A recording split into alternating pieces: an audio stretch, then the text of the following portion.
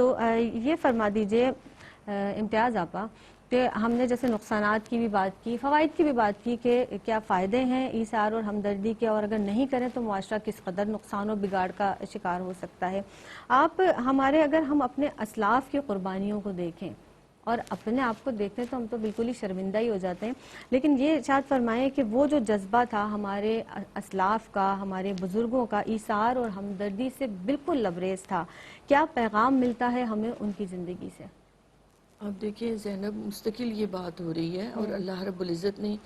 دیکھیں 2-3 جگہوں پہ فرمایا، ایک مال کا ہی ہم زیادہ مالی مفاد کا شکار ہو کے خود غرض ہو رہے ہوتے ہیں۔ دیکھیں ایک جگہ ارشاد باری تعالیٰ یسألونک ماذا ينفقون، کہ آپ سے پوچھتے ہیں کیا خرچ کریں، کل لف، جو زائد ہے وہ دے دو، ضرورت سے زائد کم از کم وہ تو دے دو، وہ تو دے دو۔ یہ اب عام لوگوں کے لیے حکم ہے۔ پھر ایک اور جگہ یہی پوچھا گیا یسألونک ماذا ينفقون کہ کیا خرچ کریں، تو فرمایا گیا کل ما انفقتم من خیر، جو تمہارے پاس ہے تم اس میں سے جتنا بھی خیر کے لیے دیتے ہو اللہ اسے قبول فرمانے والا ہے۔ پھر آپ دیکھیں تو اخص الخاص لوگ کون ہیں، وَيُطْعِمُونَ الطَّعَامَ عَلَىٰ حُبِّهِ، خود بھوکے رہ جاتے ہیں مگر کھانا کھلاتے ہیں۔ اور آپ نے اسلاف کی مثالیں بھی پوچھی، آپ نے بات کی، دیکھیں یہ سورہ حشر کی آیت جس کے شروع میں حوالہ دیا سعدیہ جی نے بھی، اور یہ سورہ دائر کی آیت، ان دونوں کا صرف پس منظر آپ دیکھ لیجئے۔ اس آیت کا پس منظر وَيُؤْثِرُونَ سورہ حشر کی جو آیت ہے، کیا ہے کہ ایک شخص آتا ہے بنو سلیم کا، نبی کریم علیہ السلام فرماتے ہیں اسے مہمان آج کون بنائے گا، تنگ دستی کا دور ہے، حضرت ابو طلحہ انصاری کھڑے ہوتے ہیں، لے جاتے ہیں گھر میں، زوجہ سے پوچھتے ہیں کچھ ہے کھانے کو، وہ فرماتی ہیں اتنا ہی ہے کہ بچوں کے لیے تھوڑا سا کھلا سکوں، فرمایا بچوں کو بہلا پھسلا کے سلا دو، رات گزر جائے گی، مہمان کے آگے کھانا رکھ دو، چراغ گل کر دینا، ہم منہ چلاتے رہیں گے، مہمان پیٹ بھر کر کھانا کھا لے۔ اب یہ واقعہ اس آیت مبارکہ کا پس منظر ہے، انہوں نے جب اس طرح اظہار کیا، خود بھی بھوکے رہے، بچوں کو بھی بھوکا رکھا، مگر کیا ہے مہمان کو کھانا کھلا دیا، تو اللہ کو اتنی پسند آئی یہ ادا ان کی، وہی آ گئی وَيُؤْثِرُونَ عَلَىٰ أَنفُسِهِمْ وَلَوْ كَانَ بِهِمْ خَصَاصَةٌ، نبی کریم علیہ السلام کے پاس جاتے ہیں اور وہ خوشخبری سناتے ہیں کہ اللہ کو آپ کا یہ عمل اتنا پسند آیا، بتانا نہیں پڑا، اللہ نے وہی بھیج دی کہ آپ کے صحابی نے اس طرح عمل کیا۔ پھر آپ دیکھیں تو یہ آیت مبارکہ سورہ دار کی یہ کب اتری، جب اہل بیت اطہار، پنجتن پاک، سیدنا مولا کائنات علی حیدر کرار، خاتون جنت اور حسنین کریمین نے روزہ رکھا، گھر میں کھانے کو نہیں ہے، 3 دن افطار کے وقت، ایک دن یتیم نے آواز لگائی، ایک دن مسکین نے آواز لگائی، ایک دن ایک قیدی نے آواز، تینوں دن کھانا اٹھا کر انہیں دے دیا گیا۔ یہ ہے وَيُطْعِمُونَ الطَّعَامَ عَلَىٰ حُبِّهِ، وہ کیوں کھانے کھلا رہے ہیں، اس اللہ کی محبت میں، کوئی غرض نہیں، کوئی احسان جتلانا نہیں، کوئی ان سے جواب میں کچھ نہیں چاہیے۔ پھر آپ دیکھیں وہ مجاہدین کا واقعہ اتنا مشہور ہے کہ ایک کے پاس پانی لے کر پہنچتے ہیں، ان لمحوں میں جب شہید ہونے والے ہیں، سب زخمی ہیں، جب پانی ان کے پاس پہنچتا ہے آواز آتی ہے دوسرا مجاہد کرا رہا ہے، تو فرمایا دوسرے کے پاس لے جاؤ، تیسرے کے پاس، 7 افراد نے شہادت کو قبول کر لیا، پانی نہیں پیا کہ میرے دوسرے بھائی کے لیے میں اثار کر دوں۔ تو وقت نزاع جو اتنا سخت وقت ہوتا ہے، اس وقت بھی وہ لوگ اثار سے کام لے رہے ہیں، اور یہ صرف وہاں تک نہیں، آپ آگے تاریخ کی اٹھا کر دیکھیں،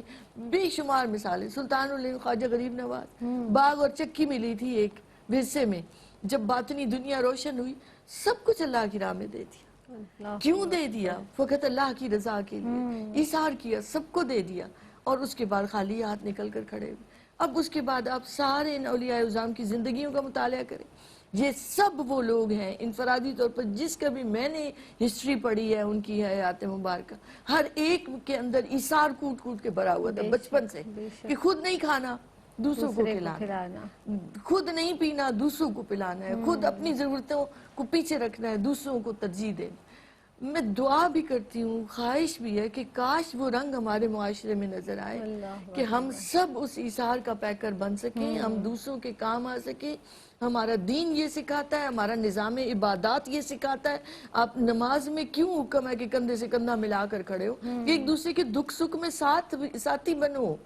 وہ حکم آ جاتا ہے فَوَيْلٌ لِّلْمُصَلِّينَ الَّذِينَ هُمْ عَنْ صَلَاتِهِمْ سَاهُونَ، وہ نمازی ہیں مگر نمازوں کو بلائے ہوئے ہیں، کیوں بلائے ہوئے ہیں؟ کیونکہ یتیموں کو دھکے دیتے ہیں، مسکین کو کھانا نہیں کھلاتے۔ تو جب معاشرے میں وہ اثار اور ہمدردی نہیں پائی جاتی تو اللہ کو تمہارے سجدوں کی ضرورت نہیں ہے. بالکل صحیح ہے. اس نے یہ نظام عبادت دیا ہی اس لیے کہ دوسروں کا احساس کرو. روزہ اس لیے کہ دوسروں کی بھی بھوک پیاس کا تمہیں احساس ہو, بھوکے رہو گے تو. وہ بڑا خوبصورت سا شعر ہے نا کہ ورنہ اطاعت کے لیے کچھ درد دل کے واسطے پیدا کیا انسان کو, ورنہ اطاعت کے لیے کچھ کم نہ تھے کرو گیا. عالم ملکوت سارا جھکا ہوا ہے سجدہ ریزیوں میں. نہیں, انسان کو بنایا ہی اس لیے گیا ہے وہ دوسروں کے کام آئے, دوسروں کے لیے نفع بخش ثابت ہو. سبحان اللہ, سبحان اللہ. یعنی ہم جو ہمارا جو نفس ہے نا, خود کو نفس کی تنگی سے بچائی ہے. ہم نے اپنے آپ کو بہت تنگ دل کر دیا ہے, بہت چھوٹا کر لیا ہے اس تعلق سے. حالانکہ بڑے بڑے گھر ہیں, بڑے بڑے دسترخوان سجے ہوئے ہیں, بڑے طعام ہیں ہمارے پاس. آپ سوچیں جو مثال فرمائی ہے,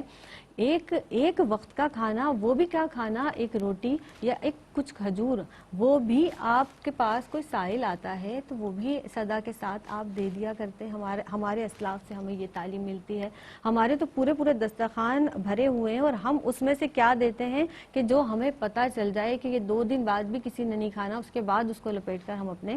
ماسیوں کو یا کسی اور کو اس طریقے سے دینے کے لیے رکھ دیتے ہیں, وہ بھی بڑی پتہ نہیں کس دل سے. تو یہ چیز ابھی جو معاشرے میں پنپ رہی ہے, یا یہ چیز جو ہمیں دیکھنے میں آتی ہے, ہم یہ نہیں کہہ رہے کہ لوگ دیتے بھی ہیں, بانٹتے بھی ہیں. آپ بڑی بڑی NGOs بن گئی ہیں, انہیں بھی دیجئے, لیکن کم از کم اپنے پڑوس میں جو شخص رہتا ہے, جو بچے رہتے ہیں, جو مائیں بہنیں رہتی ہیں, ان کا بھی ذرا پتہ کیجئے کہ انہوں نے ایک وقت میں کھانا کھایا بھی ہے یا نہیں کھایا ہے. تو اس کا زیادہ آپ کو اجر اور ثواب ہے. اور اگر وہ آپ کا رشتہ دار ہے تو پھر تو کیا ہی کہنے, پھر تو اجر و ثواب سمیٹتے آپ تھکیں گے نہیں. وہ رب کائنات, بڑا پروردگار جو ہے نا,